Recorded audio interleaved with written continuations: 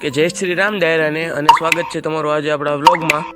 તો કેમ છો બધા મજામાં જશો? હવે આપણે વાડીએ આવી ગયા છીએ સવારમાં। વાડીએ માંડવી કાઢવાનું કામ હાલે, જો માંડવી ઢગલો એટલો જો છે। આ ખાંભાની ટીમ જ બોલાવી લીધી આખી, હાલો બધા કાઢવા એમ ખાંભાની ટીમ જ બોલાવી લીધી આખી। આથી જ પૂરું કરી દેવાનું છે।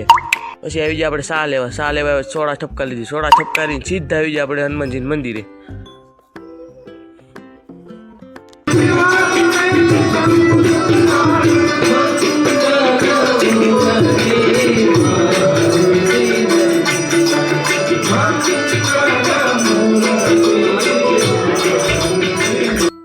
અને આ છે ગામ ઇંગોરાળાના સેવાભાવી છોકરાઓ।